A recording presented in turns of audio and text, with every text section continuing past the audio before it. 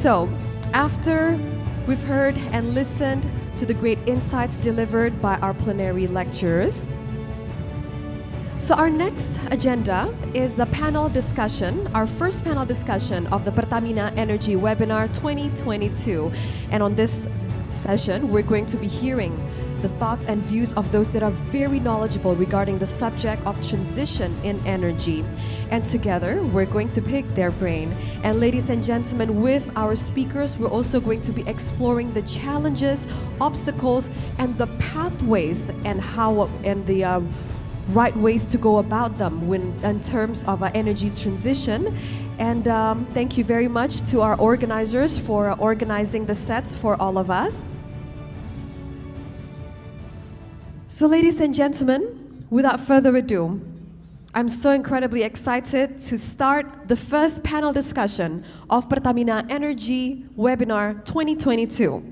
Please allow me to welcome on stage Ibu Fifi Yulaswati, the Acting Deputy for Maritime Affairs and Natural Resources of the Ministry for National Development Planning, Bappenas. Let's give her a big round of applause. Ibu Fifi, we're so happy to have you here.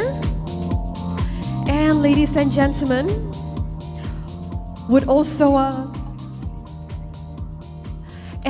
ladies and gentlemen, next, please also allow me to invite to the stage Bapak Gigi Udi Atmo, the Director of Energy and Conservation of MEMR. Let's give Bapak Gigi a big round of applause. Thank you so much, Bapak, for joining us. Can't wait to learn from our speakers. Terima kasih, Bapak Gigi. And selanjutnya, izinkan saya untuk mengundang ke atas panggung Bapak Ahmad Ali Rifan, the Fiscal Policy Analyst and Fiscal Policy Agency of the Ministry of Finance of Indonesia. Let's give Bapak Ahmad a big round of applause. Terima kasih, Bapak Ahmad. And ladies and gentlemen, I'd also like to invite to the stage Ibu Laksmi Dewanti, the Director General of Climate Change of the Ministry of Environment and Forestry, but whom will be joining with us shortly. And ladies and gentlemen, so we have the speakers with us here, and we'd also like to connect to two other speakers that we have connected with online. And let's welcome online Ibu Dewi Aryani, the Coordinator of State-Owned Enterprises in Energy Industries, Oil and Gas of the Ministry of State-Owned Enterprises. Ibu Dewi, we hope you're doing well. And would also like to connect with Bapak Hari Prabowo, the Director for Development, Economic and Environmental Affairs of the Ministry of Foreign Affairs of Indonesia. Bapak Hari and Ibu Dewi, hope that you're doing well. Okay, I can see Ibu Dewi and Bapak Hari already. All right, distinguished guests, ladies and gentlemen, so I'd like to open this session by first and foremost mentioning just how grateful I am, so thankful I am for all of you to be here today, to be sharing your great insights with all of us on the first panel discussion of the Pertamina Energy Webinar. And I'd like to look back a little bit on, to start on the importance of energy transition, Ibu, and on how in the G20 summit that was held in Bali recently, G20 members have emphasized over and over again the importance it is for all of us to go greener, and how the acceleration of the energy transition agenda has been made into a joint commitment to together be a declaration of points at the summit, and how it has served to manage the ongoing energy crisis that we face in the world today. So without further ado, it is such an honor for me to welcome Ibu Fifi to deliver your first presentation. Ibu, the time is yours. Thank you very much, Mbak Moderator, and thank you also for inviting me. Assalamualaikum warahmatullahi wabarakatuh. Profesor Adi Kuncoro, Pak Heri, Bapak Ibu sekalian, please allow me to share some slides about the Indonesian economic development as well as the energy transitions. Next slide, please. In these slides, you can see that Indonesia actually have moved out from the low-income country by 1993. That's just before the crisis, 1997. However, due to the crisis, we got back to be low income country up until 2002, and since then we move out to the upper middle income country by 2019. However, as we may know that COVID pandemic disrupted many development targets, as well as the groups. So Indonesia get back to the lower middle income countries, and it is projected that our GNI per capita end of 2022 would be above the 4,460, meaning we already back on track to be the upper middle income country again. It takes around another 23 years ahead to become realizing Indonesian Vision 2045, in which by that time, when we celebrate the 100 years of our independence, there is a vision that we will become a high income country. However, we cannot get there by business as usual. We need transformations. If before the COVID, it is projected that we could grow around 5.7% annually, but after COVID, it cannot be happening again by only that level. It takes around at least 6 or 6.5% in order we achieve the visions to be the high income country 2045, as well as escaping from the middle income trap. If in the previous scenario, it is expected that we could escape from the MIT by 2036, but it cannot be happening again. Even if we could achieve the growth up until 6.5%, we could escape from the middle income trap by 2043. It is also projected that our neighbors like Vietnam, almost at the same time, 2043 will become a high income country, while Philippines will be the high income country by 2037. So it really takes a transformation. Next slide, please. Economic transformation is really needed for us to achieving Vision 2045, the growth visions, and it is about shifting the productivity from the current structure toward more productive sectors. So we prepare 6 game changers as an economic transformation strategy. The first is about the competitive human resources.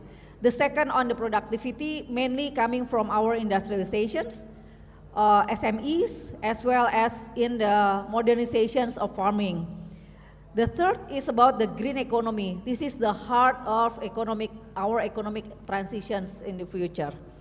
And then digital transformation as the enabler, as well as in the domestic economic integration, means about the connectivities.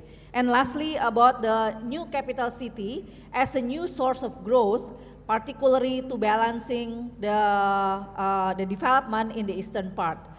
So I will tell more about the green economy. The green economy is actually about the paradigm or approach or model in economic development that focus in more greener investment, greener infrastructure, as well as in jobs. So it's actually about balancing people, prosperity, as well as quality of planet. So actually in our current midterm development plan or RPJMN 2020-2024, we already have 2 strategy as a backbone of the green economy, namely the low carbon development as well as the climate resilience. Next slide, please. So low carbon development and climate resilience as a backbone of the green economy actually consists of 5 pillars. First is about promoting renewable energy utilization and energy efficiency to increase national energy security. So there are some estimations and modeling in which estimate that the energy demand will increase while domestic energy availability is decreasing. This indicating that the needs to transform also the alternative domestic energy sources, particularly renewable energy. There have been several efforts. I think the previous speakers already mentioned about several key energy policies, including the renewable energy utilization, energy efficiencies, utilizations of EV, retirement of fossil power plants, development of hydrogen, despite that it is still on a research base, as well as thermal energy sources and others. The second pillar is about the waste management and circular economy. So it is about the integrated management from upstream to the downstream in order to get a sustainable wastewater as well as waste management through a circular economy, which promotes not only an efficiency and creating a value chain on some sectors, but also creating job opportunity. There are at least 5 sectors that we could rely on for circular economy. First, on the food and beverage. Second, on the buildings, the materials. I think there are many innovation now about eco bricks and so on. And then the third is about textile, because we quite rely heavily on the textile exports. And then also for electronics, yeah, and for tourism. Next slide, please. The third pillar is about the green industry. So the government already have established several instruments, including green industry certifications, green industry award.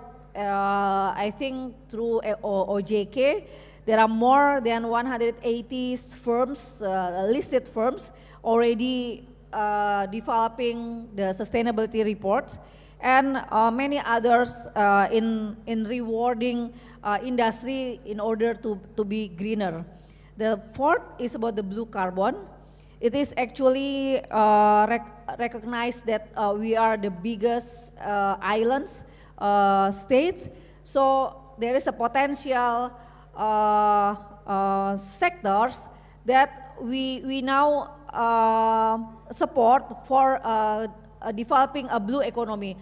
Actually, it's not only support the existing industries in relate to the blue, but also on the emerging blue sector. So we are talking about the biotechs, the biomass coming from the micro and macro algae, which in Japan and South Korea, actually they rely heavily from the biomass.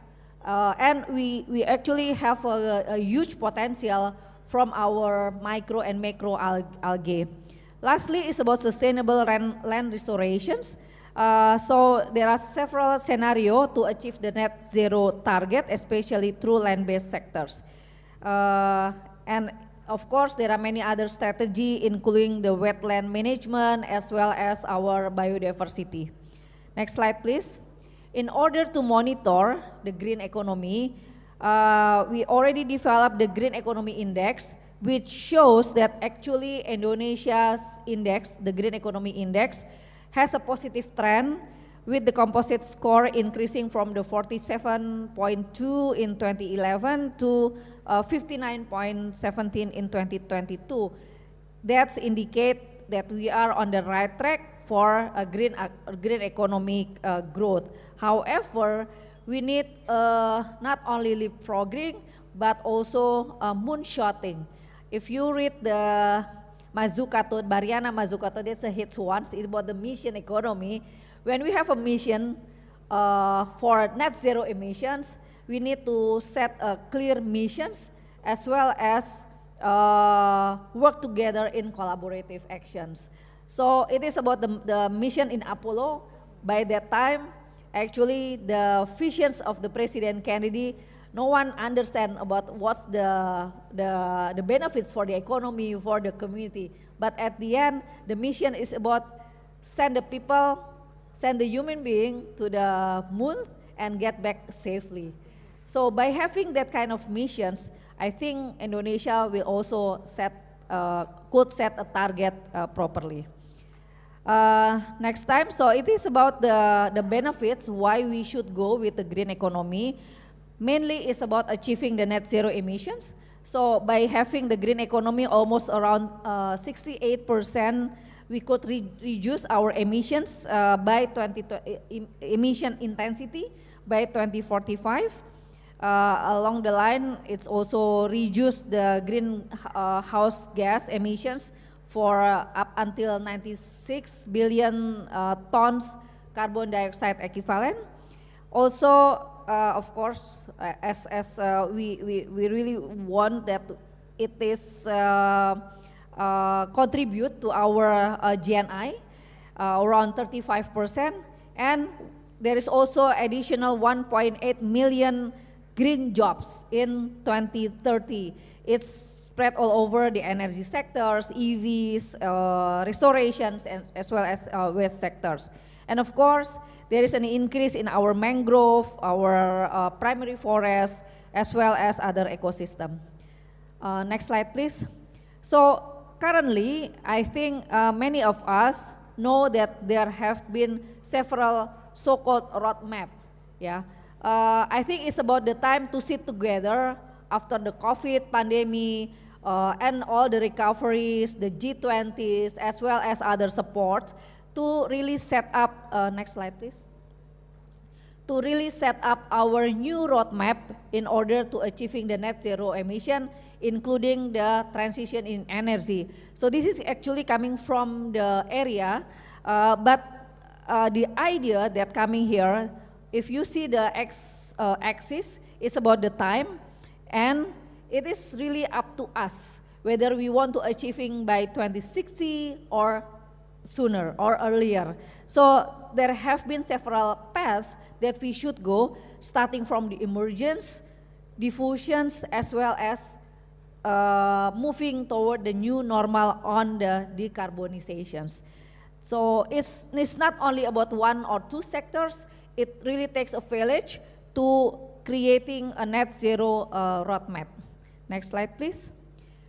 Energy transition is really the key to achieving a low carbon development and a green economy toward the net zero emissions.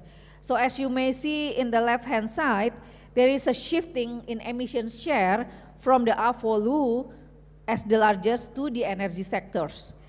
We could see here it already started by 2020, and now we are preparing the next term midterm development plan 2025, 2029, as well as the SDGs 2030. So that's why the energy transitions from fossil fuels to renewable energy and energy efficiency is really crucial to achieve the net zero emissions. Actually from the newest IPCC report, we also see that the current price of renewable energy, especially solar, wind and batteries for electric vehicles has fallen. It's really opened up our opportunity to switch and to really start with our renewable energy. Next slide please. Some points to highlight in the energy transitions. First, we have to set up a collaborative long-term strategy for the development of low carbon energy system based on renewable energy and improved energy. Second, we have to have or prepare the integrated policy that addresses all sectors of the economies to really support the energy transitions. And of course, we have a framework for collaborations that have been provided by the SDGs. So the Sustainable Development Movement is really the roots for public support in order to tackle the climate change. There are some energy sector assumptions that we have to build together. Some policies in renewable energy power plant, for example, using the 2060 net zero emission scenario, we have to set up the target to increase in share of renewable energy in power generations and supported. Maybe we have heard about the hydrogens. I think the hydrogens is no regrets for our shipping industries as well as our aviations. Now, maybe we should think also about the nuclear power.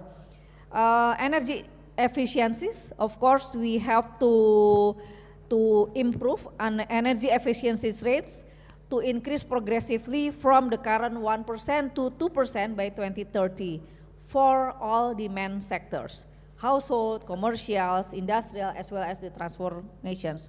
Electric vehicles, energy subsidies, coal utilization, and hydrogen fuels, that's all are in many documents, in many talks, and I think it's about the time for collaborate to really build the collaborative energy sector assumptions. Next, it is about the primary energy supply and final energy demand, in which in the net zero emission scenario, the renewable energy and hydrogens will be the mainstay of energy in the future. The renewable energy mix should increase significantly therefore. Next one please is about the investment. It is apparently that the investment needs for low carbon development program very high, with on average, this is based on the estimations before the COVID, around $1 trillion for the period of 2021 to 2060. So for sure the investment cannot be rely on the state budget alone. We should really work together, business and also from the G20 countries as well as the G7. I think there are some support that have been committed through the G20 forum. I think this is the last slide about the challenges as well as the opportunity. You may see here, at least there are three the big challenges. First, for sure about the investment. Second, on the technology. There are many options that we need to see the most efficient as well as the most effective. And there are some notes on the stranded asset from the Brown particularly, and how to really prepare the transitions for the green job. And the opportunity for sure about the green job creation, decarbonization transport, and the regulate carbon trading. To close, achieving a green economy with low carbon and climate resilience will bring multiple benefit for us. So bridging the business sector's interest with the national priorities is essential. Thank you very much. Thank you very much. Let's give Ibu Fifi a big round of applause on the excellent presentation on the energy transition, Indonesia's energy transition roadmap, as well as economic development, on emphasizing the importance of energy transition and how it should be the ultimate key to achieving green economy. And ladies and gentlemen, I'd like to remind you that after all the presentations, we're going to have a Q&A session. Therefore, for those of you who would like to ask, please do not hesitate to just raise your hand, and then you can and then our organizer is going to hand over the mic to you, and then you can tell us your name and your institution, as well as whom the question is directed for. And ladies and gentlemen, this next presentation is on net zero emissions roadmap. Please allow me to welcome Bapak Gigi to deliver his presentation. Thank you. Good morning, ladies and gentlemen. Today I am representing our Director General, Bapak Dadan Kusdiana, who at the same time he actually really wanted to deliver this topic by himself, but because at the same time we have a meeting agenda with Bapak Menteri, so please allow me to deliver the presentation. So within the next 15 minutes, I'll try to quickly summarize some of the key issue and also some program with regard to the energy transition in Indonesia. Yeah. So on the next slide, we can see that from the government point of view, from under Ministry of Energy and Mineral Resources, we a few times reiterated and strengthening the commitment from the government point of view to committed to the global collaborative to reduce the carbon emission. So over the G20 summits, also we reiterated that commitment through the Bali Compacts and also Bali roadmaps, which relying on the clean energy access and then transparency and also affordability. If we can see from the table, this is our enhanced commitment on the NDC. We can see that we have more ambitious target to reduce the CO2 emissions with unconditional or countermeasure one increase from up to 32%. And if there are international support, we can achieve up to almost 43% of reductions. Yeah. And when it comes to the power sector, energy sector, we can see on the chart here, as Ibu Deputy also explained, that we cannot rely on the business as usual. Here the chart is showing that if we continue our pathway on the business as usual, our emission will reach almost 2,000 million tons of CO2. Whereas, as we are more ambitious to reach net zero emission by 2060, we need to reduce up to more than 93% of the emission, which is only around 129 million tons of CO2. This is very ambitious, but as Ibu Deputy said, that this is like we can set up a mission to the moon. This is very hard, but it can be achieved if we collaborate together between various stakeholders, between the government, private company, and also international support. Here we can see that from this chart that power sector is the most sector that need to be quickly decarbonized, reaching nearly zero by 2060 and reaching its peak emission between 2030 and 2040. If there are international support, then we can also move earlier to reach the peak emissions. So there are a few challenges in other sectors, in the transport and industry. That's the sector that we need to do more collaborations to find more technology breakthrough or ways to decarbonize the sectors. On the next slide, so when it comes to cleaner energy sources, of course we talk about renewable energy.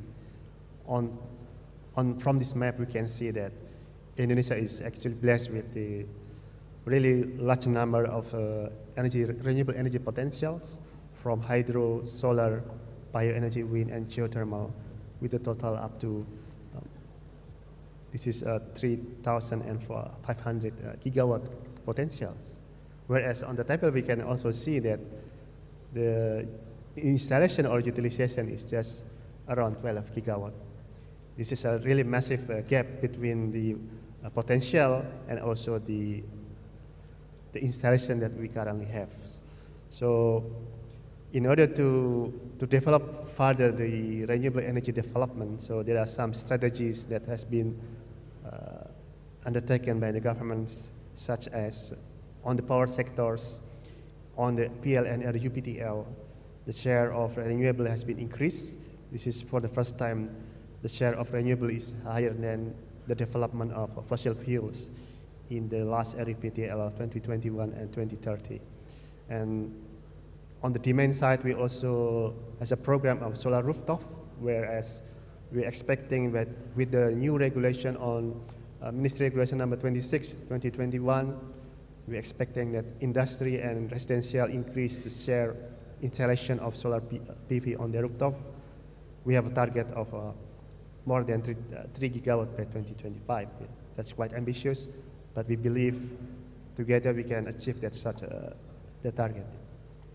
There are various other programs like conversion of diesel to gas and also renewable energy for power plant in the outer parts or outer islands in Indonesia, and also some mandatory B30 that currently has been successfully implemented in particular in the transport sectors. Because we also need to, in line with the SDG 7, we also have ambitious target to reach a electrification ratio, 100% electrification ratio, or we call it universal access to electrification by 2025, and also geothermal exploration program that has been implemented to achieve almost 3,300 megawatt by 2025. So this is just an example. And if we go to the next slide, here we present two charts. On the left, this is the transformation that we need to undertake and collaboratively together to achieve the ambition to decarbonize the power sector by 2060. As we can see from the left side, that there are a number of technology and also fuels, not just solar PV, but also other technology, including nuclear powers.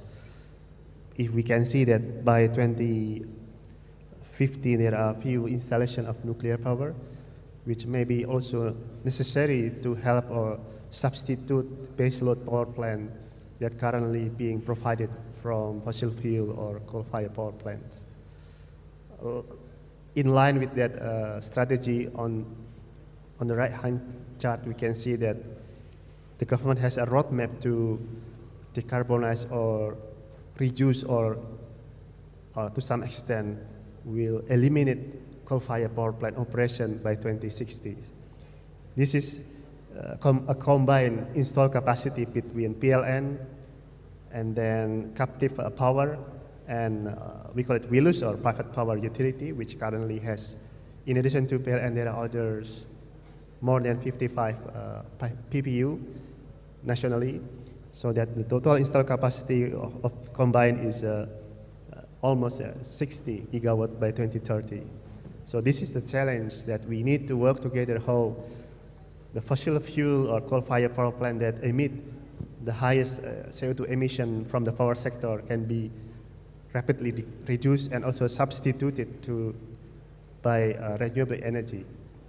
So if there are programs like in the G20, there are JETP program, this roadmap of retirement can be accelerated such that it can be reduced earlier than the expected, like for example in 2055, depending on the availability of support from the international, maybe through JETP, through energy transition mechanism, maybe from country platform and also others.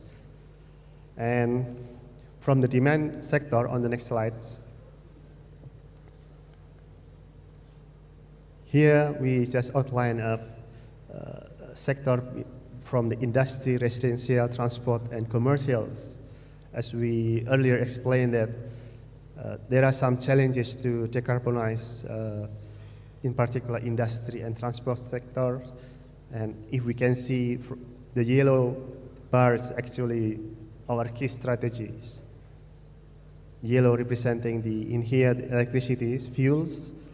So as we, from the previous explanations, explained that we are decarbonizing our power sectors, and the easiest way to decarbonize other sectors, in particular the demand sector, is to electrify those sectors. And we're hoping that the share of electricity will increase in those four demand sectors. Of course, alongside with other renewables that at the moment cannot be utilized or cannot be directly used to substitute fuel that cannot be supplied by electricity.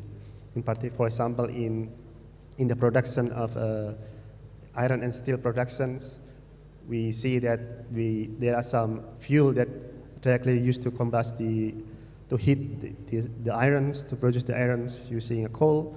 Hopefully, in the future, it can be used through electricity or other like biomass.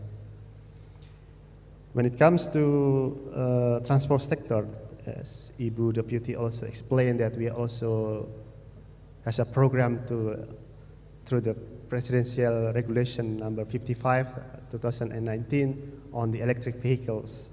So we are really hoping that the share of EV will be increased gradually towards 2060, so such that our dependency on the oil, for, in particular for in the transportation sector, can be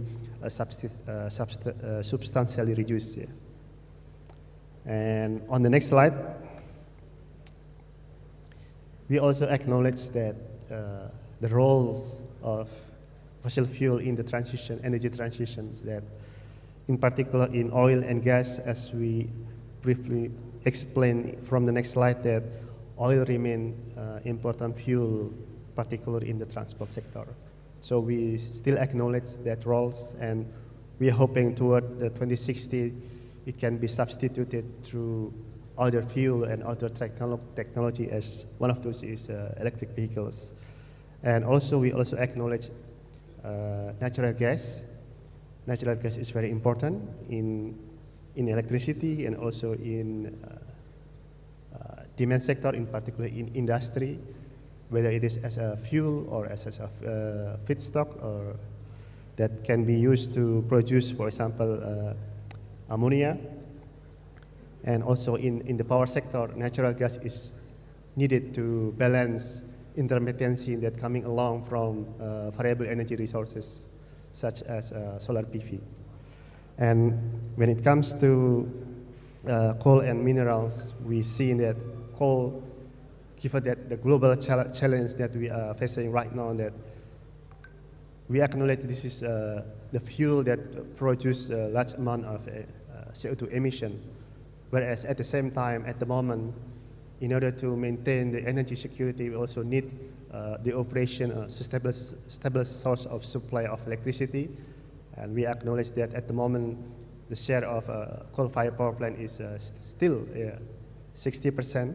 So we, of course, given the international situation and also the situation that we will face in the future, we need to make a balance between a combination between energy security and also how we develop strategies to quickly decarbonize or replace or substitute those coal-fired power plant with more cleaner energy sources, whether it is coming from renewable and also from natural gas. And one of the strategy is to conduct the early retirement program, which may be through the JETP program, as has been announced in the G20. Hopefully, by those access from international fund or finance, that which low cost of finance, we can levelize or increase the ambition to quickly decarbonize the coal-fired power plants. And there are some strategies. So we also acknowledge coal on other sectors, not just for the power sector, also from what we call it demand sectors, especially in residential or commercials, to produce, to substitute the LPG, so that such that we can reduce our dependency on import of LPG. That the share of LPG, especially for cooking, is steadily increased, and whereas the domestic production of the fuel is limited, such that we rely on the import of fuels. If we can produce other alternative like dimethyl ether that currently being developed between Bukit Asam and other partner from the international, like Air Product, if we can realize that ambition, that will be very good. Of course, it need to be combined or in line with the other technology, because we call it CCS or CCUS, if that's possible, because the production of the dimethyl ether from coal will otherwise emit CO2 emission if it is not captured and also stored in the CO2 storage. And on the next slide, as the time is limited, so as Ibu Deputy also highlighted that there is a trend of the reduction of cost of technology on renewable, either it is solar, wind, or also battery. Hopefully by this trend continuing, we can increase the projection of those renewable energy on our electricity production. With that, I would like to conclude my presentation. Thank you very much. Thank you very much, Bapak Gigi, for the insightful presentation on the net zero emissions roadmap. And still on this very roadmap, ladies and gentlemen, we're going to connect with Ibu Dewi Aryani, whom will be delivering her presentation on the topic of orchestrating state-owned enterprises to achieve national energy transition, as well as the net zero emission roadmap. Ibu Dewi, the time is yours.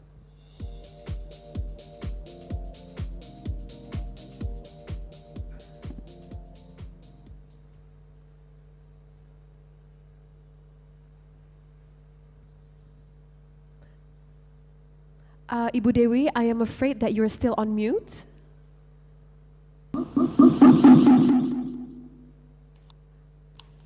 Okay, can you hear me? Yes, now we hear you very well. Thank you so much, Ibu Dewi. Thank you. Okay, the topic to share about state-owned enterprise contribution to achieve the national energy transition and the net zero emission roadmap. Okay, can you please share the page number 4?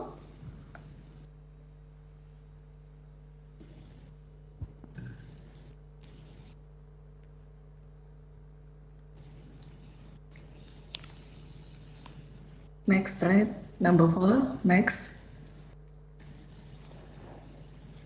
Next. Okay, on this slide, describe the,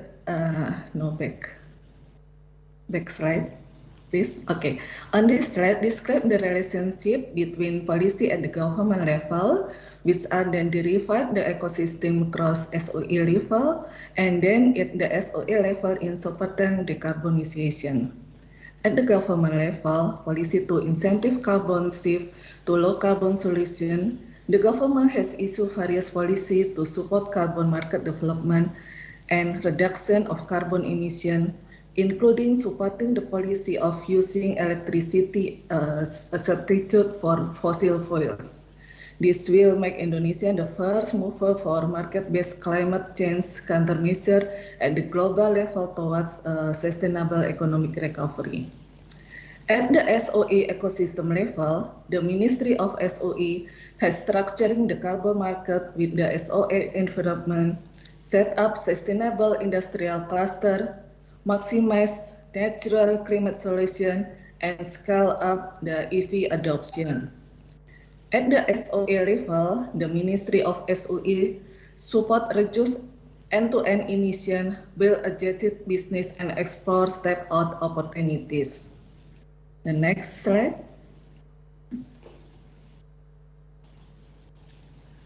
Next slide, please. Next. Next. Okay.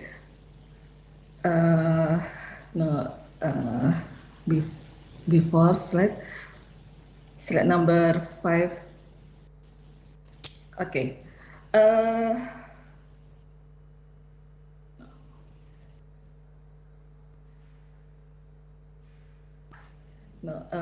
Before slide. Okay, the government is committed to achieving its target of reducing greenhouse gas emission by 29% with its own effort and 41% with international support by 2030. This commitment has been outlined in the NDC's document, which include the government strategy and action plan in efforts to curb climate change and impact. To support this plan in the national medium-term plan, the government has emphasized a green economy strategy in realizing low-carbon development, including sustainable energy development, sustainable land recovery, green energy development, and just in waste management, and low-carbon coastal and marine implemented through the inventory and rehabilitation of coastal and marine ecosystem. Next slide, please.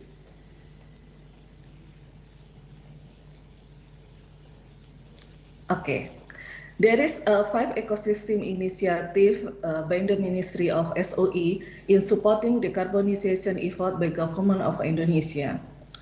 First initiative is SOE Carbon Market. The initiative undertaken as structuring the carbon market ecosystem between SOA to accelerate the decarbonization agenda and become a role model for national carbon market established. Ecosystem leader for the initiative are Biro Klasifikasi Indonesia and PT Pertamina. The second initiative is Sustainable Industrial Cluster. Decarbonization solution implementation in large scale in the cluster with energy intensive character. Example, cement and fertilizer. Ecosystem leader for the initiative is PT PLN. Third initiative, maximum the country's natural base solution potential. Broaden the NBS implementation, leveraging potential Indonesia NBS, which is second largest in the world for low-cost NBS. Ecosystem leader for that initiative is Perhutani. Fourth initiative is scale up the electric vehicle adoption, grow up the EV business to accelerate the decarbonization process in Indonesia transportation, through explore and monetize raw materials for the EV battery industry, establish Indonesia as a regional EV manufacturing hub and investment in charging station. This is investment and charging station by PLN. Then ecosystem leader from that initiative is IBC. IBC is Indonesia Battery Company. Then five initiative is increasing portion of new and renewable energy in national energy mix. The increased capacity of renewable energy, including geothermal, solar, biomass, hydrogen, extra, and early retirement program for PLTU, and ecosystem leader for that initiative is PT PLN. Next slide.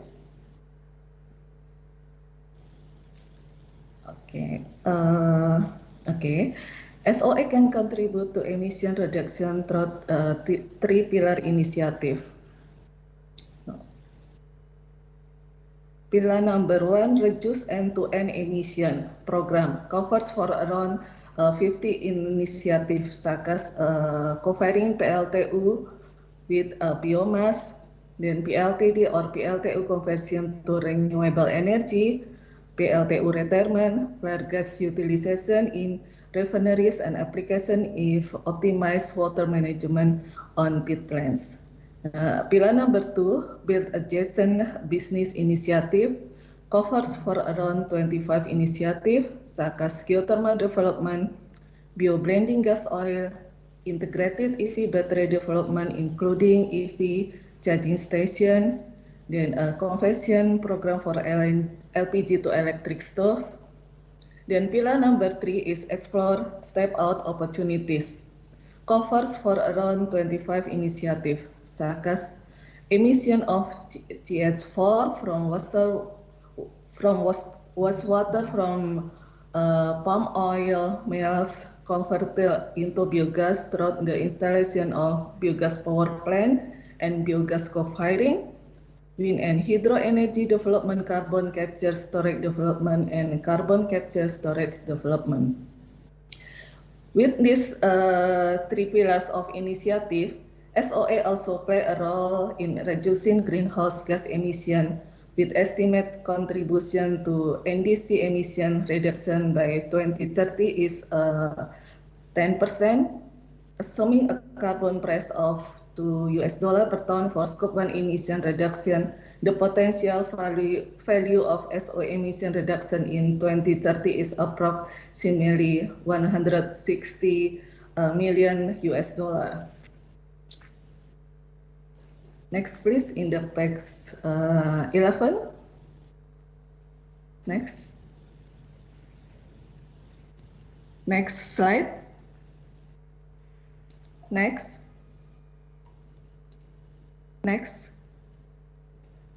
Okay. Next slide. Okay. This is okay. To achieve the target of reducing carbon by 29% in 2030, there are two approaches to creating a sustainable industrial cluster. The first is decarbonizing the existing industrial cluster, and the second is a new green growth business. The roadmap for decarbonization in existing industrial cluster includes renewable electricity, such as solar, wind, water, and geothermal, carbon capture, such as blue S2 or ammonia, bioenergy, such as biogas and pellets, circular economy, improvement efficiency, and supporting ecosystem. The green growth business, including industrial parks, data center, hydrogen ammonia, hydrogen fuel cells, and tech venture. To carry out the transformation, collaboration mechanism and partnership models are needed, including new investment decision-making policy, climate and net zero governance, KPI and incentive, stakeholder engagement, new build capacity and financing framework and funding. Okay, the next slide. The slide page 16.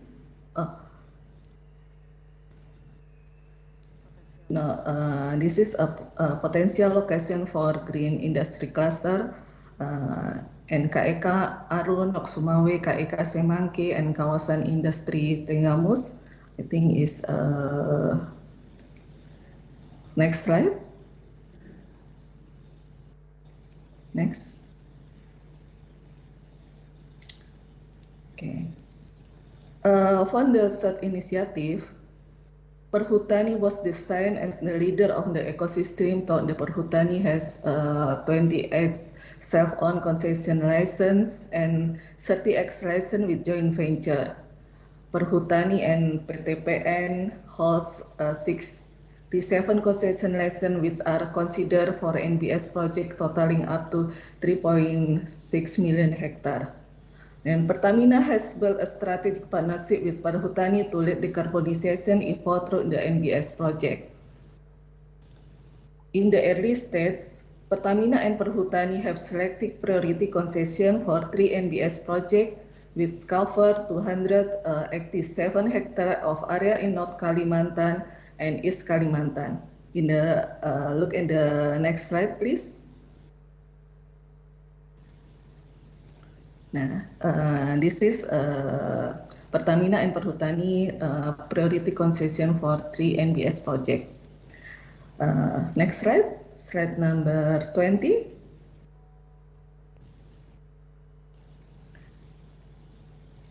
For initiative number 4, SOE support the establishment of the electric vehicle ecosystem. Since 2021, the focus has been on developing the production of EV, motorbikes, and motors for batteries.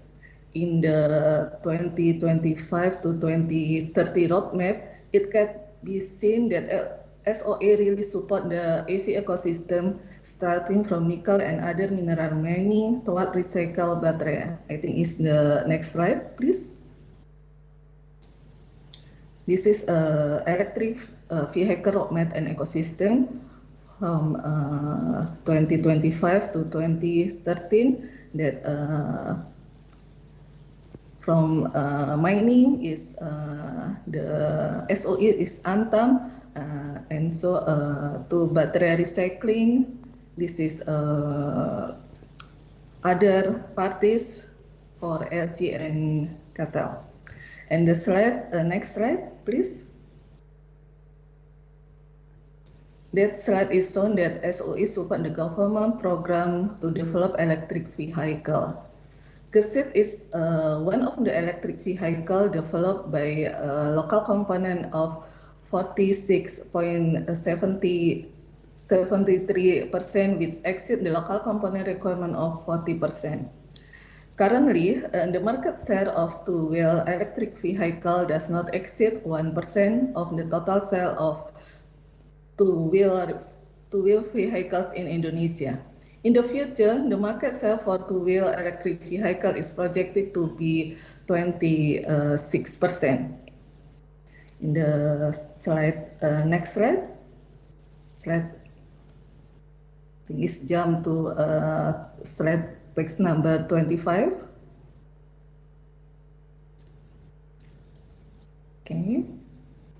For the initiative number 5, for increasing portion of new and renewable energy in national energy mix, I think to support the target of the energy of 23% by 2025 and 31% by 2015, the Ministry of SOA is also very support of PLN's plan to add power to the RUPTL 2021 to 2030, which mostly comes from new and renewable energy. The next slide. Okay, the additional 40.6 gigawatt of electricity capacity content in the RUPTL, 51% comes from NRE, while 40% is still fossil fuels.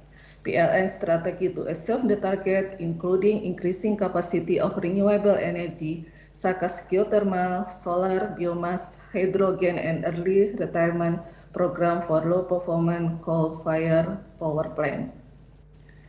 In the last slide, slide number 26, the conclusion.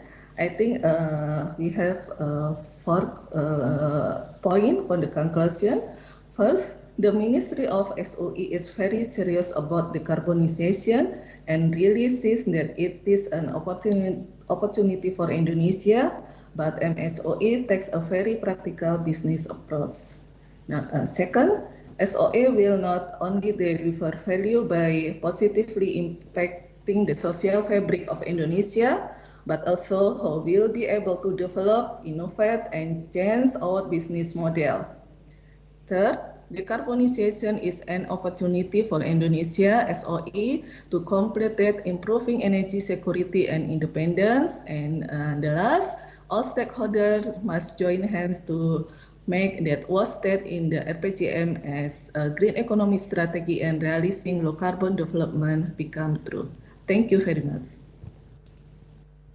Thank you very much, Ibu Dewi. Thank you so much for explaining to us. I apologize for that. Well, ladies and gentlemen, thank you. I would like to thank Ibu Dewi for explaining to us the roles of state-owned enterprises in navigating their roadmaps to achieve the green energy, green economy, and the net zero emissions, as well as energy transition targets. Thank you very much, Ibu Dewi. And the next is, of course, from the Ministry of Finance. We have Bapak Ahmad Ali Rifan, who's going to be presenting his presentation on the topics of fiscal incentives and disincentives to support the energy transition in Indonesia. Bapak Ahmad, the time is yours.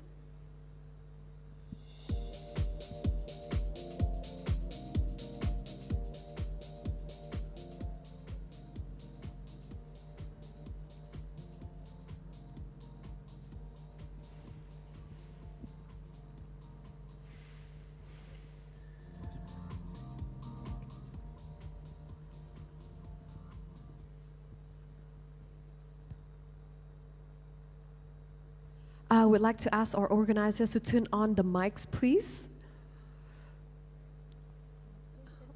But it's okay, Pak Ahmad, because sharing is caring. Therefore, I'm going to just lend you my mic.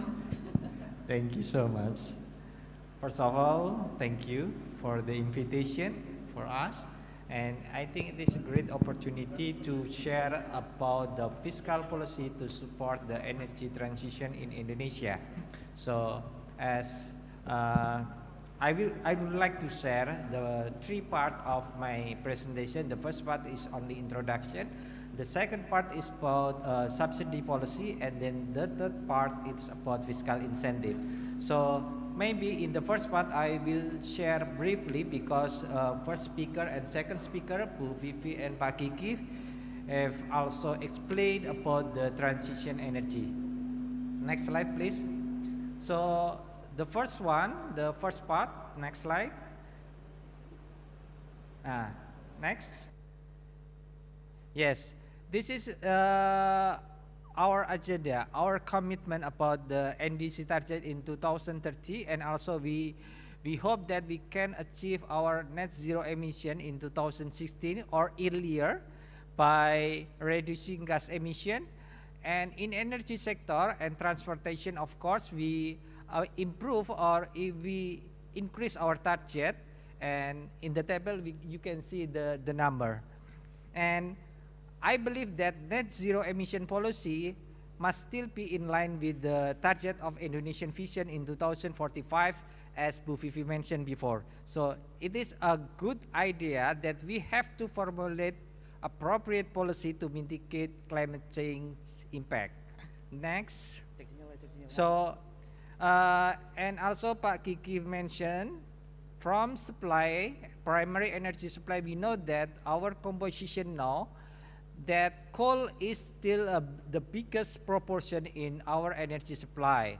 Second is oil, and then the third one is natural gas. And we still maybe homework to improve or to increase our renewable energy. And the next graph, you can see that in the sector, we know that transportation and also industrial sector is the two biggest of consumer of energy. So it's mean that because we want to be a developed countries in 2045, we also concerned about the energy availability. But we realize that we have a good potential on new renewable energy, especially as Pak Kiki mentioned, and we have hydro, bioenergy, geothermal, and etc. Next slide, please. But since we rely on oil, and you see that since 2003, we become net importer country. So it is very important because not only impact in trade balance, but also impact to fiscal side. Then if we see that the volume of oil still increasing in the future, then and we face currently the global commodity price volatility, especially in energy. So in fiscal perspective, we have a risk not only in revenue side but also in spending side, especially in subsidy and compensation. Now in 2022, we face the budget for subsidy increase a lot, almost threefolds, and unluckily the subsidy target, especially in oil energy, is less targeted. So this concern, the first one, we net importer country. The second one, the volume and also the price is impact to fiscal. And the third one, the energy subsidy target is less quite good. The next one. Next slide, please. Next. So in 2022, we know that the state budget is working very hard because when the commodity price increase a lot, then we try to make a state budget as a shock absorber. That's mean we know in the implication of state budget as shock absorber. The subsidy compensation increase a lot. And you can see the number in the next slide, please. This graph shows us that actually in 2015, we make implementation of energy subsidy reform. When energy reform implemented, we can reallocate the money to support infrastructure, to support health. But in 2000, when pandemic come, you can see in the 2020, our infrastructure budget, and then especially in 2022, health spending increased substantially for handling COVID, and then also infrastructure in 2020 decreased due to project delay and refocusing to handle COVID-19. And of course, in 2022, we face the risk increase threefold for subsidy and also compensation. Nah, we understand that we have to improve the quality of subsidy, the quality of subsidy policy. So if you see in the next slide, please. The first one, our concern, energy subsidy and compensation continue to increase. So therefore, we need extra effort to drive subsidy to be just and well targeted. So this is the number actually for 2022, almost more than 500 trillion, and in the state budget 2023, around more than 300 trillion. Next slide, please. Actually, for the policy, we try to energy subsidy has been adjusted to absorb the global inflationary shock. But in 2023, we try to make a lower subsidy to maintain fiscal health. So that's why we try to retail full price adjustment. For example, Pertalite, it is adjusted to be 10,000 per liter, and then also another adjustment. And we also make adjustment in electricity, of course, to make sure that our subsidy policy in line with sustainability of fiscal. Next slide. So this is the guidance of our subsidy in the future. We hope that we can transform commodity-based subsidy to be people-based subsidy. That means we try to transforming subsidy from commodity-based to targeted people. Of course, the key word is data. If we have a good data, we can allocate a good subsidy for people. So this means we need improvement in DTKS or poor people data. Then, next slide please. In terms of fiscal policy to support the energy transition, actually the government have a lot of instruments to support. The first one, you can see, we have tax incentive in revenue side. The second one, we also allocate in central government spending and also into subnational government transfer and also in financing. But allow me to explain tax incentive part. The first one, in the next slide please, we have tax holiday incentive. So this incentive actually give to investor who to invest more, at least 100 billion,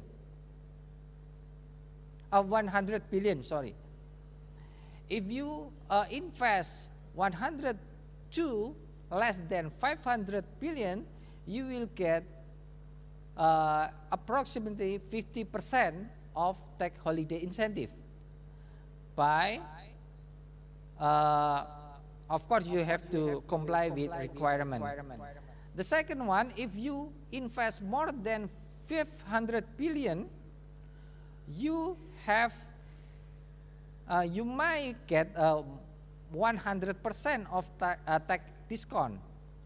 So that means by giving the tax holiday, we hope that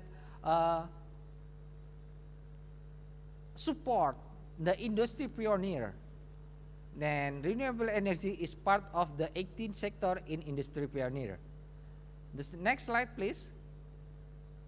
This is the eligible pioneer industries that we give a tax holiday. The first one, economic infrastructure, and we also support in energy. And hopefully by giving the tax holiday, it is more will become attractive and also invite more investment in energy sector. The next slide. We also give tax allowance, but the tax allowance only giving in priority industry criteria. The criteria is only, the first one is export oriented, the second one is labor intensive, and also about local content. So the facility is quite good because you will get investment allowance 30% from investment until you will get accelerated depreciation facility. The next slide is incentive super deduction. It's also very helpful to support the progress of renewable energy sector. And the next slide, please. This is the important thing I want to say, that the government, as Pak Gigi mentioned, we try to make a country platform for energy transition. We define as energy transition mechanism, and we try to collect we blended financing, not only from domestic national of Indonesia, but also from foreign country. So actually the goal is achieving the optimum energy target mix, and the second one is reduction greenhouse, and by shortening economic life of the coal power plant, and also accelerating renewable energy. The next slide, please. So this is the country platform actually. You can see from this, the source of fund, we have government of Indonesia, of course from state budget, and also we try to invite philanthropy, bilateral development finance, and etc. And then we will comment those facilities in country platform managed by PT SME to support clean energy fund and carbon reduction fund. This is the flow of our country platform. The next slide, please. This is very important. This is good a momentum for us to support electric vehicle actually. So you can see in the left graph, this is the world electric car sales. In 2021, we see that the share of electric vehicle from sales, of course, is jumped to 8.6%. So that means EV will become a favorite vehicle in the future. So if you see the automotive industry in Indonesia is quite good. We have good foundation because Indonesia in 2000 number 14, the largest car producer, but in ICE vehicle, and around 20% the vehicle is oriented to export. And electric vehicle, currently we only have Hyundai and Wuling who produce the electric in domestic market, and hopefully the number of units sold tends to positive signal for us because the number is quite good. And next slide, I think it is good slide for us. This slide show us which segment of household that can afford electric vehicle. If you see, for four-wheel ownership, mostly upper income household that can afford or buy a car.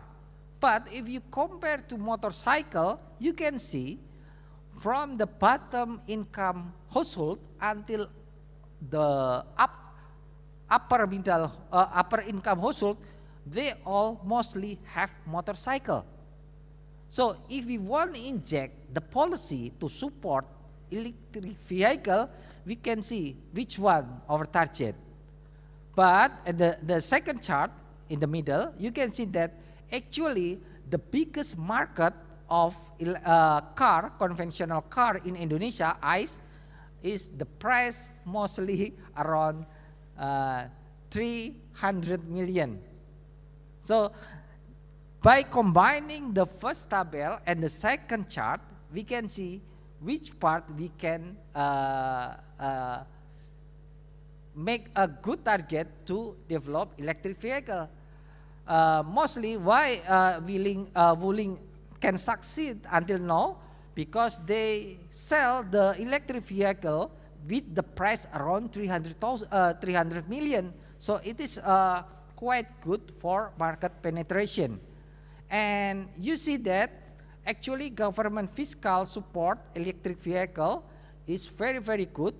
We give tax incentive from PPNBM, PBNKP, PKP, and the total, if we combine central and regional tax incentive, reach 29% until 32% of the selling price. So it is very huge, the government support to electric vehicle development. How about the motorcycle?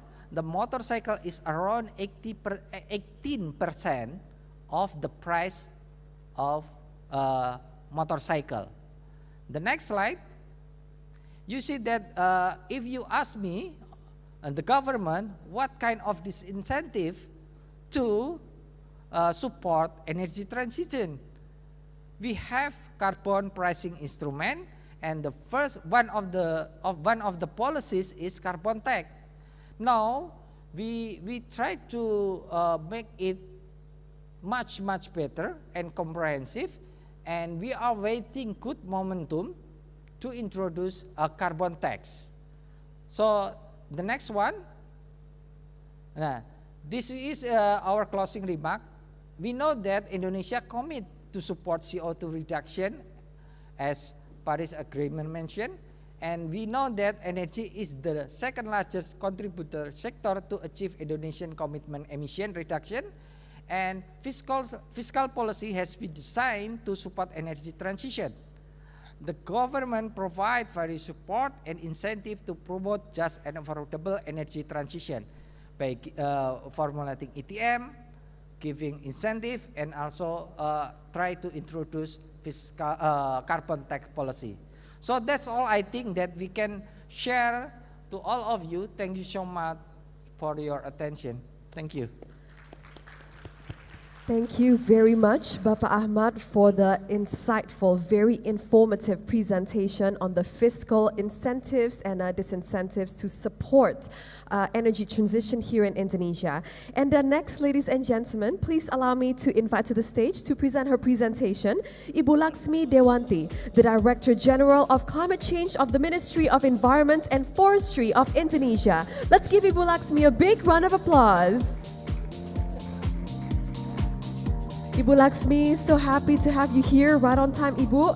And I see that your topic is on orchestrating the emission reduction and decarbonization program. So Ibu, the time and floor is yours. Thank you, Ibu Amalia. Assalamualaikum warahmatullahi wabarakatuh. A very good morning, and thank you for having me. First of all, I would like to congratulate and appreciate Pertamina for organizing this. For me, it's very timely and important discussion. Yes, the topic that given to me, it's quite challenging.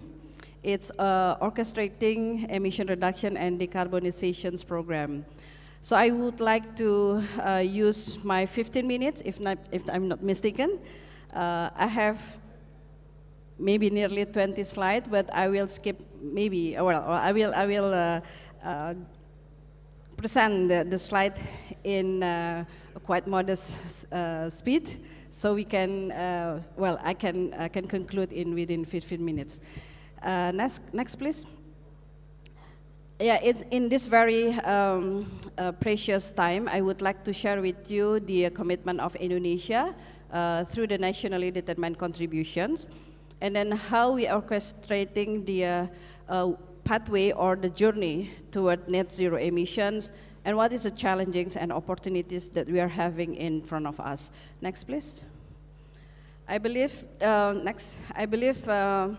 other speakers also already mentioned our commitment on the climate change agenda. Our journey in the climate agenda has been years, decades. We start in 1997 when we ratified the UNFCCC, the United Nations Framework Convention on Climate Change. And then to make it short, because when we are talking about net zero emission, we are talking about the Paris Agreement and other scientific results or scientific publications from the IPCC. Indonesia is committed, and we are ratifying the Paris Agreement in 2015, and then right after that, we submit our first NDC in 2019 and 16, and then we produce or we prepare the so-called roadmap, both for adaptation and mitigations. Indonesia NDC is unlike other countries' NDC. We put the agenda of climate change mitigations and climate change adaptation as equally important. So even before we are talking about how to balance adaptation and mitigation, in the first ever Indonesian NDC, we already put the adaptation equally important with mitigation. So I just would like to underline that if we are talking about emission reduction, if we are talking about our journey toward net zero emission, do not forget that we have also to build our resiliencies in terms of adaptations to the adverse impact of the climate change.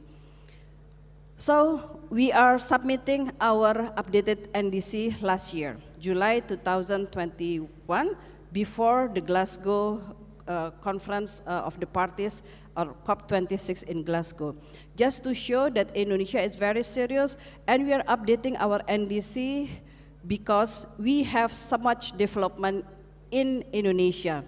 So many corrective policy action has been there, so make it the commitment it's even stronger, and the confidence to fulfill the commitment even stronger as well.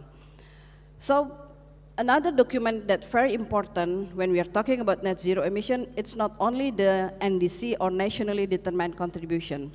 Last year in July 2021, when we are submitting our updating NDC, we also submit another document so-called Long-Term Strategy for Low Carbon and Climate Resilience 2050.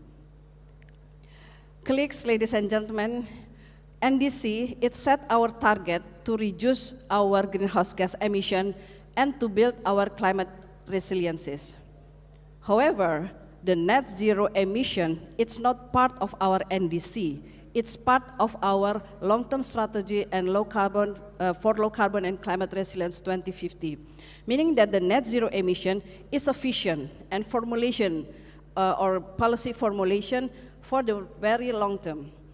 Meaning that before we achieve or before we are talking about net zero emission, we have to ensure that we be able to achieve our NDC's target. Only a couple weeks before, or maybe a month before we are going to Sharm el-Sheikh for the COP27 UNFCCC, Indonesia again show its continuous commitment by submitting the enhanced NDC. We are submitting our enhanced NDC in September this year, and in the enhanced NDC, we are increasing our target from 29% to 31.89%, unconditional, without condition, with our own resources, and from 41% to 43.2% with the international support. Again, the enhanced NDC show how strong Indonesia's commitment to the climate change agenda. Enhancement of NDC is basically one of the decisions in the Glasgow Climate Pact. But when we submit the enhanced NDC in September this year, it's only less than 25 countries submitting their enhanced NDC. So meaning that we still have a lot things to do globally, because to be able to ensure that the global temperature will not increase above 1.5 degrees Celsius, we need everybody to get together to reduce their greenhouse gas emission. Sharm el-Sheikh implementation plan, or the COP27, has just concluded in Sharm el-Sheikh a couple weeks ago, underlining how important we to keep our NDCs on track and to enhance our target from time to time. Next. This is our updated NDC, so I should not talk about this anyway, I strongly suggest you to also read the updated NDC because in the document we lay down or we put some assumption, especially or including the energy sector. Next. This is the target. We distribute the target of the NDCs. For the energy sector, we have not yet distributed the new enhanced NDCs target, but we will do the same thing what we do in the updated NDC. So the target of the energy sector will be distributed to the subsector and to the activities levels. Next, please. This is the enhanced NDC, and again, please not only read the numbers, but also learn how we put the numbers, the assumptions, the data and information that we put as a basis to set the target itself. Because otherwise, we will not able to achieve the target if we forget the assumption or forget the data and information that we are put as a basis. Next, please. This is our journey. We are not yet there. The enhanced NDC actually is the transition toward the 1.5 degree agenda. Paris Agreement, it's not talking about 1.5 degree agenda yet. Paris Agreement encouraged us, the global community, to keep the level of the temperature increase globally at 2 degrees Celsius and urge to have more effort to the 1.5 degree alive. But after the Paris Agreement in 2015, in 2018, the IPCC produced the Special Report 1.5, telling us that it's not enough to only keep to 2 degrees Celsius, but we have to ensure that 1.5 degree Celsius is our limit. So enhanced NDC Indonesia is a transition from the agenda under 2 degrees Celsius agenda to 1.5 degree Celsius agenda. Of course, we are not yet there to 1.5 degree agenda, but I'm happy to share with you that we are now preparing for the second NDC. We hope that by no more than 2024, we will submit another NDC, which is, we call it second NDC, with more strong and more enhanced target. Parties or countries is encouraged to submit their second NDC no later than 2025. And Indonesia will submit it much earlier than the target. So by ensuring that we keep doing the right things according to our NDC's target, according to our plan and implementation, we are confident that we will be there net zero emission in 2060 or sooner. Next. So how to orchestrate it? So it's important, and I do like this terminology. It's make me happy. It's, music for me. Next, please. As I mentioned, this is our long-term strategy for low carbon and climate resilience. We have 3 scenarios in the LTS LCCR 2050. The scenario with the current policies, scenario with the transition policies, and the scenario of low carbon compatible with Paris Agreement. Net zero emission will be only able to be achieved if we do or we run the low carbon compatible with Paris Agreement. The enhanced NDC, it's now at the transition period, transition policy. The second NDC of Indonesia will be comply in line and align with the low carbon compatible with Paris Agreement. We put some assumption, the peaking time of the 5 sector in 2030 with the main activities of follow net sink 2030. Colleagues, ladies and gentlemen, we have 2 sectors as main contributors to the emission reduction in Indonesia, namely follow sector, forest and land other use sector, and energy sector. So for follow sector, we already launched so-called Folu Netsing 2030, meaning that in 2030, in the Folu sector, we will reach the net sink. Forest sector will absorb or will sink the greenhouse gas emission much more than the emission from its sector. So we will reduce, or we will have the minus 140 million ton CO2 equivalent in 2030 from the Folu sector. So by having minus emission in this Folu sector, we hope that we can offset other emission from other sectors. Energy, it's another sector that we believe that will contribute a lot in our effort. Next, please. So this is, I believe I already mentioned about this, the process toward the net zero emission. It's not only putting the net zero emission terminology in the document, but we put all the assumption, data, simulation, scenarios in our journey to the net zero emission. Next. Again, this is the energy sector in our net zero emission scenario. Of course, to be able to reach the net zero emission at the national level, energy sector, agriculture sector, Folu, IPPU, and waste sector have to contribute significantly. And in our second NDC, we may include another sector, including the blue carbon. Next, please. This is how to orchestrate the journey.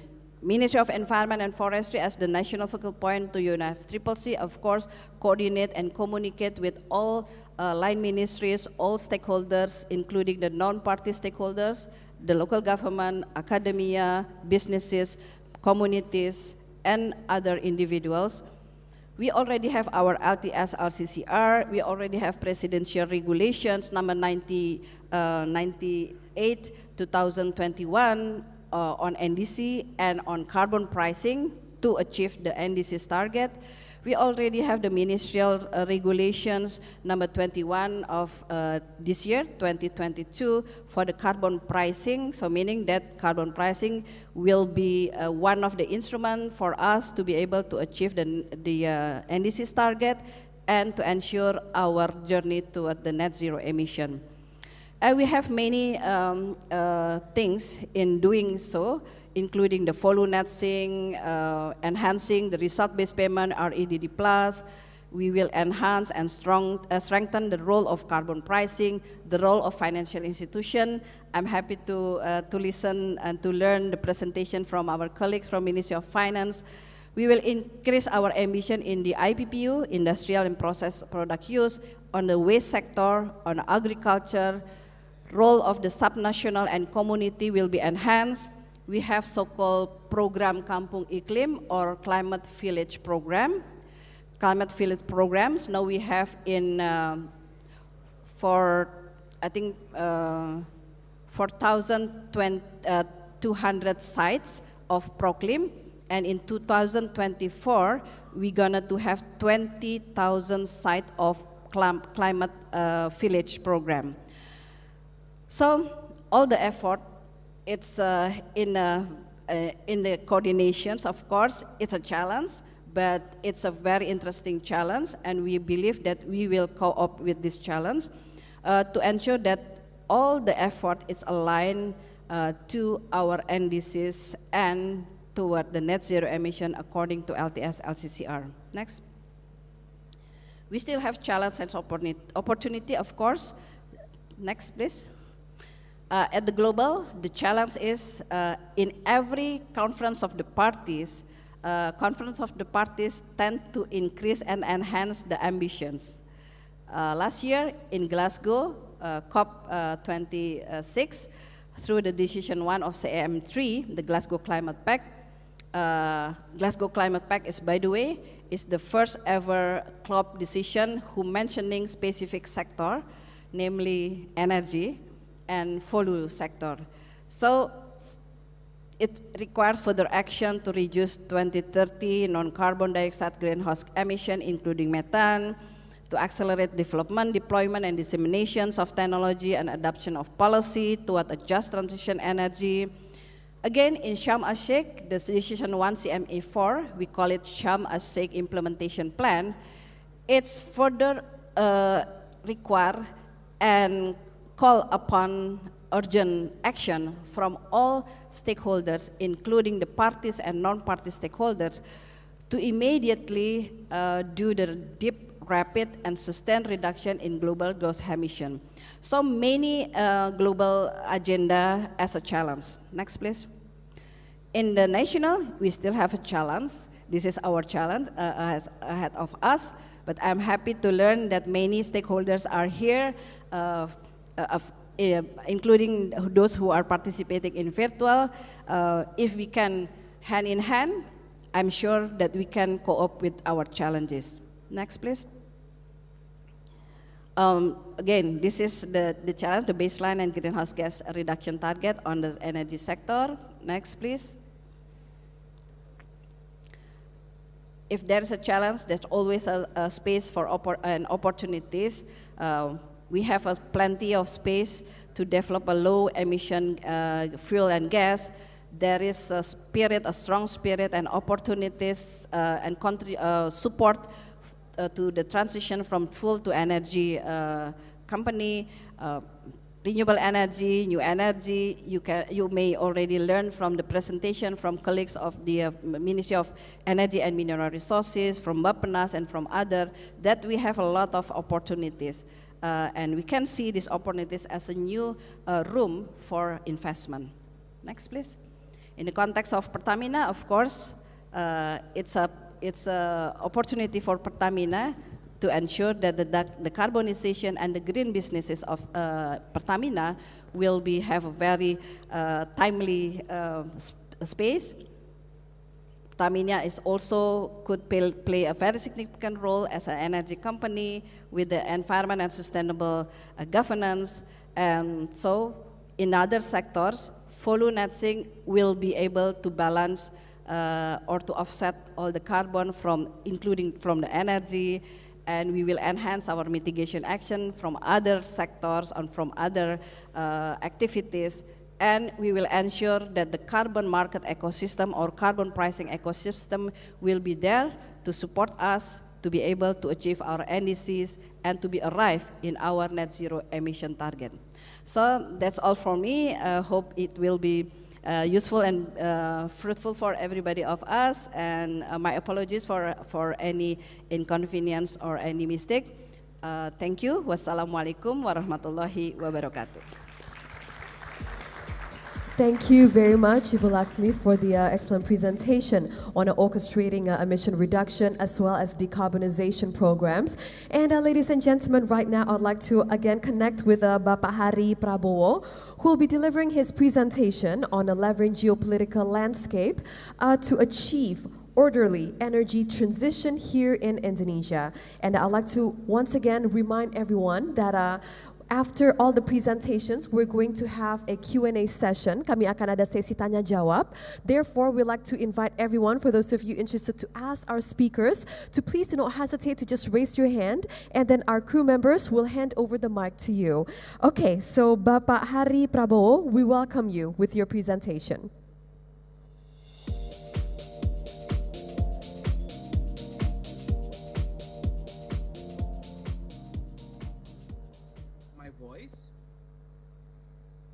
I've been asked to talk about geopolitical context to achieve energy transition in Indonesia.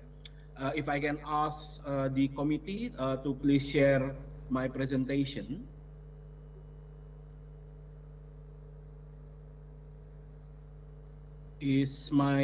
All right. Thank you very much. So let's start with a quick overview on the global development. And as we understand, the last 2 years we had the COVID-19 pandemic, which despite all the negative consequences, but also brought the world to the realization of building back better. And there is basically a general consensus or general spirit to build back better, to recover from the pandemic better by advancing transformation to green development.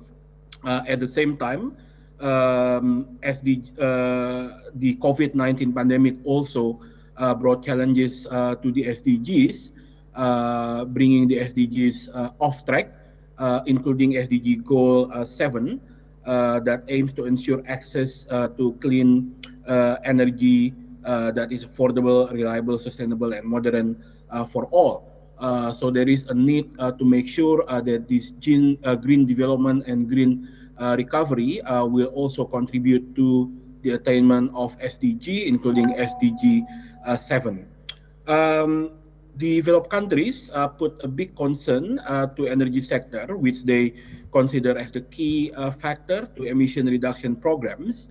However, at the same time, developing country often underlines that energy transition also requires international support, and in this regard, implementation of commitments of financial assistance and transfer of technology and investment from developed countries to developing countries are still far from the target.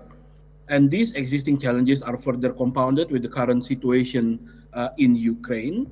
And of course, another long-standing concern for developing countries is to ensure that energy security, accessibility, and affordability can go hand in hand with energy transitions. Next.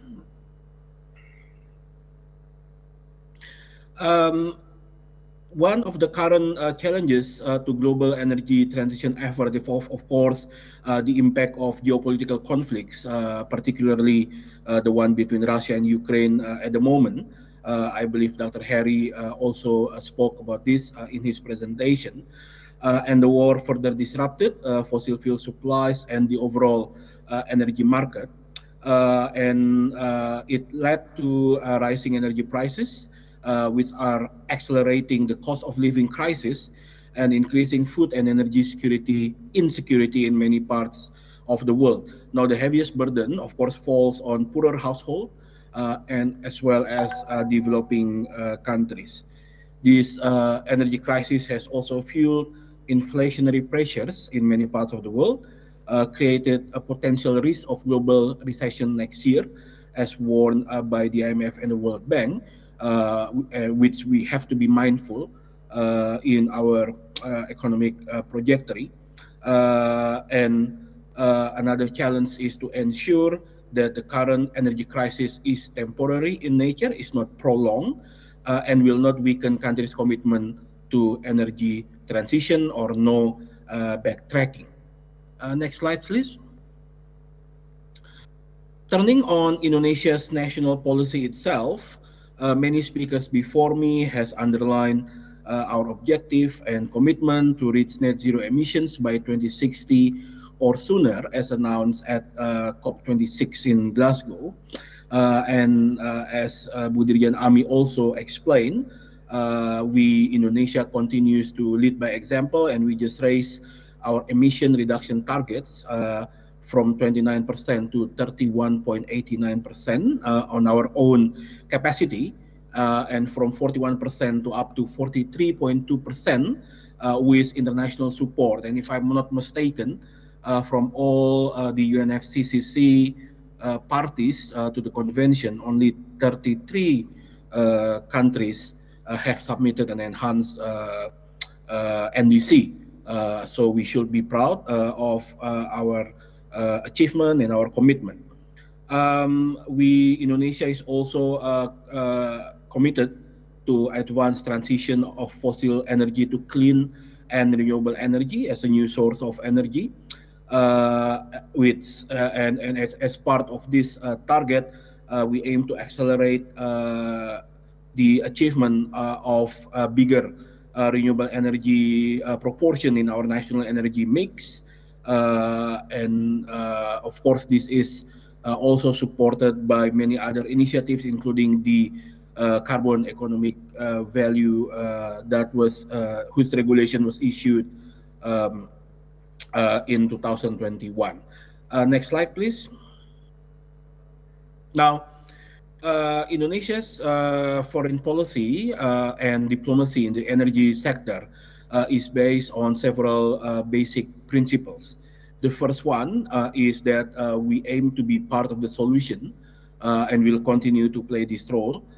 We also believe that every country has their own characters, as also enshrined by the principle of common but differentiated responsibilities and respective capabilities.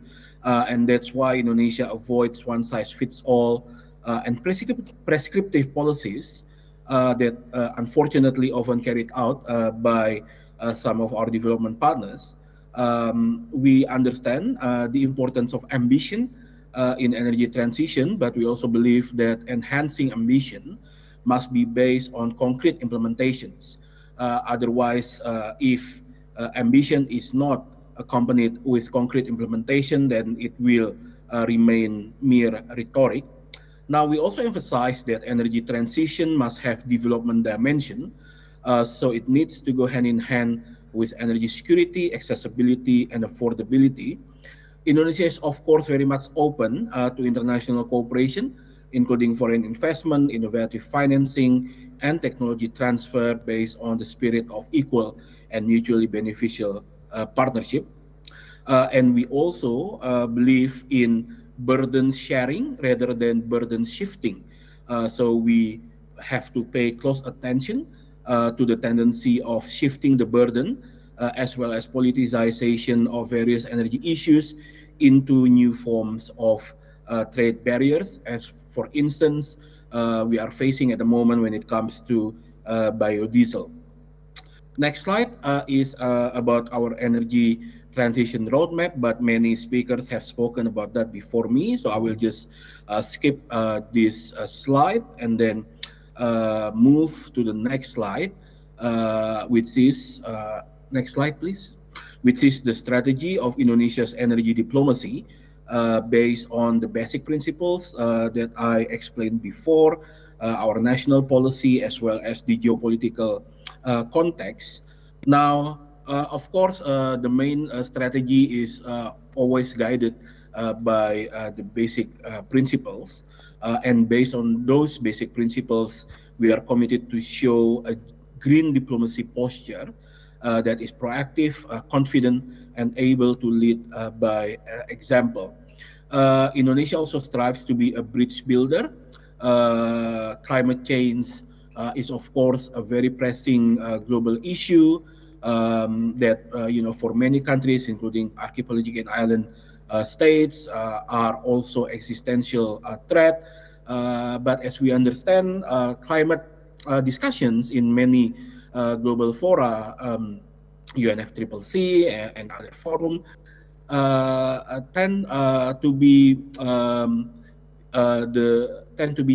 marked with heated arguments, with differences of positions, and so on and so on. So in such circumstance, Indonesia always strives to be a bridge builder, and of course we prioritize the importance of a just and inclusive energy transition through concrete international partnership, which is based on the spirit of equality for a stronger recovery.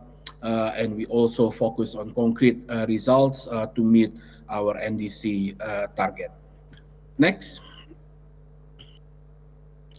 Now, this posture of a green diplomacy that is proactive, confident, and able to lead by example was very much evident in the recently concluded Indonesia's G20 presidency, where we designated 3 priority areas for our G20 presidency, namely health, energy transition, and digital transformation. So energy transition, which for us is an important element for climate action, became the focus of our G20 presidency. And in focusing on this important effort, we aim to promote concrete results that are beneficial for developing countries. So we tried to move beyond wordings, beyond narratives, but to produce something that is actually concrete and meaningful and impactful. And in doing so, we always bear in mind the interests of developing countries, and we underline that energy transition needs to be accessible for all countries, including developing countries, particularly because funding, technology, and investment are crucial to enable inclusive energy transition. And based on that, of course, we continue to encourage the fulfillment of developing countries' concrete support for developing countries, including in affordable technology and investment sector. Now, one of the main avenues to push forward energy transition agenda in our G20 presidency is the Energy Transitions Working Group, although the same issue was discussed by other G20 work streams, including Climate and Environment Sustainability Working Group, Development Working Group, Finance Track, of course. But if we take the Energy Transition Working Group as an example, then the Energy Transition Working Group further identified 3 priorities, which we believe are essential for a just and inclusive energy transition. One is about securing energy accessibility, and second is about smart and clean energy scaling up, which aim to increase global commitment to the development of sustainable energy innovation and technology. So we aim to advance the innovative and technology aspect, but also the third priority is the financing aspect. So we aim to advance energy financing by encouraging, among others, innovative funding and green financing to accelerate the energy transition. And the issue of financing was also discussed, among others, in the development working group through the blended finance principles, as well as, of course, in the finance track. Next slide, please. Now, one thing that we should be proud of our G20 presidency is that it did bring concrete legacy to the world in many ways, and on energy transition, at least 2 important documents worth mentioning. The first one is the Bali Compact, which was a set of inclusive voluntary principles for G20 members and beyond to ensure smooth and effective transitions in accordance with national circumstances and priorities.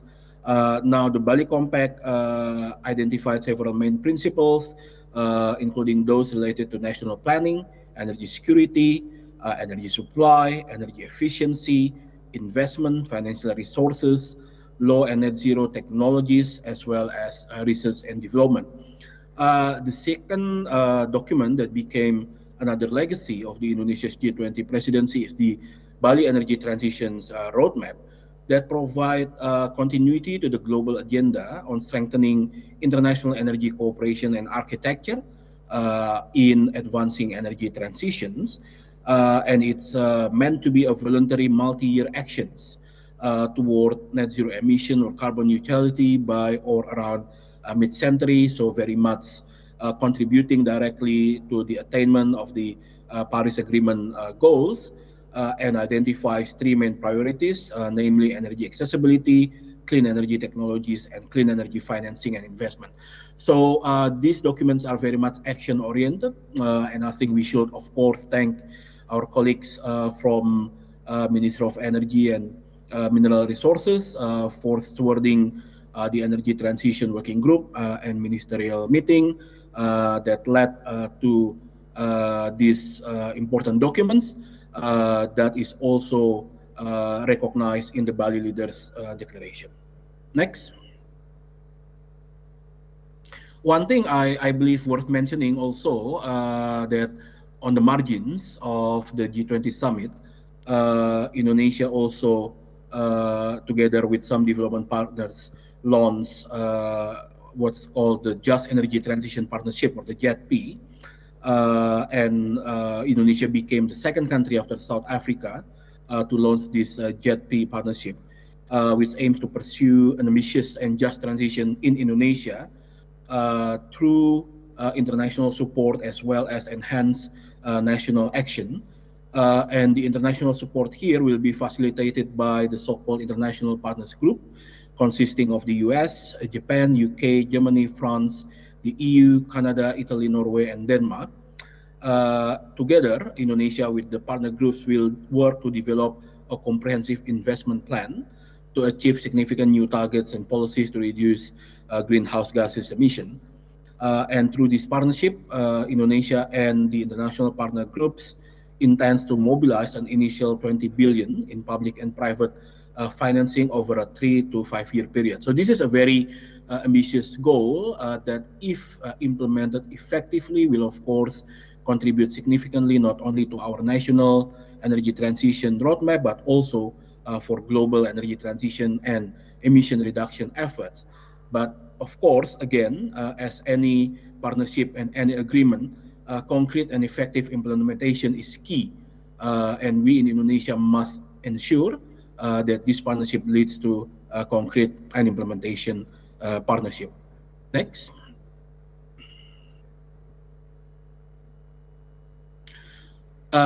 Some speakers have also mentioned about some important achievements made recently at the COP27 in Sharm el-Sheikh.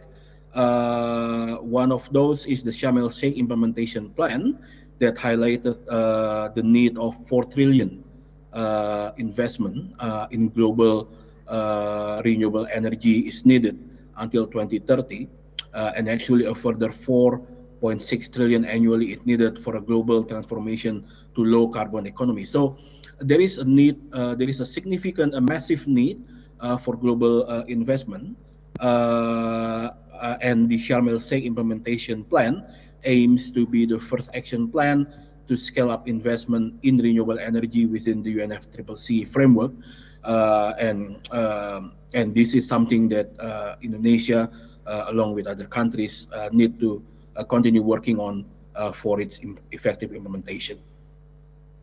Next slide, and I believe that's my final slide. Just some way forward to conclude my presentation. Is the first one is we need to increase the visibility of Indonesia's leadership in advancing the clean energy sector, including our contribution to climate action, because we did have many achievements, many initiatives, and we continue to lead by example. And we, are truly committed to be part of the solution to this global challenge. And second, we need to continue promoting concrete cooperation opportunities to accelerate a just and inclusive energy transition. And in this regard, we need to continue collaboration with relevant multi-stakeholders partners to attract access to funding, investment, and technology support. We also need to ensure effective implementation of existing partnerships, such as the JETP, as well as other existing initiatives. And of course, we need to maintain Indonesia's position, strategy, and basic principles on energy issues to keep it aligned with our national interests. And we need to closely observe global development and their possible influence on the course of national policy to ensure that we will continue to have a responsive policy in responding to pressing global challenges. Thank you very much, and I return the floor to the moderator. Thank you.